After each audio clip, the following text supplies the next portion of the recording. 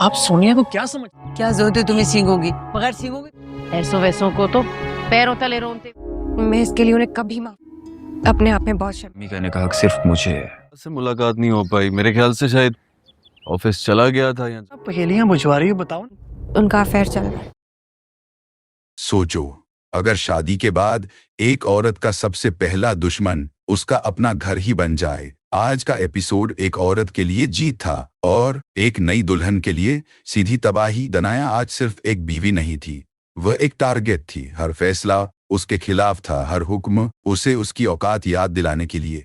वालिद का रवैया सीधा नहीं था लेकिन खतरनाक था, क्योंकि खामोशी कभी कभी जुल्म से भी ज्यादा गहरी होती है। और सादिया, जो बाहर से मुस्कुराती हैं, अंदर ही अंदर पूरी प्लानिंग कर रही हैं। आज की सबसे शॉकिंग बात ये नहीं थी कि दनाया से काम करवाया गया, बल्कि ये थी कि उसके बाबा के सामने उसे मजलूम बनने का मौका तक नहीं दिया गया। ये एपिसोड साफ कर देता है, ये घर मोहब्बत से नहीं कंट्रोल से चलेगा। इस गेम का मेन कॉन्फ्लिक्ट सिर्फ एक है, सादिया का ईगो और दनाया की खामोश रेजिस्टेंस। सादिया चाहती है कि दनाया झुक जाए, टूट जाए और खुद को गुनहगार समझने लगे, और वालिद या तो समझ नहीं रहा या जानबूझकर समझना नहीं चाहता।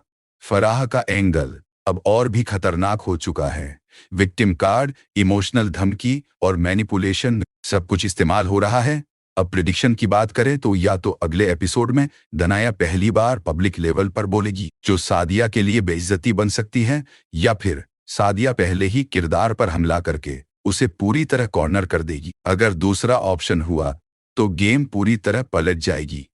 अब ये सिर्फ घर का ड्रामा नहीं रहा, ये पावर और कंट्रोल की जंग बन चुकी है। अब सवाल सिर्फ एक है, क्या दनाया और बर्दाश्त करेगी या पहली बार किसी के सामने खड़ी होगी?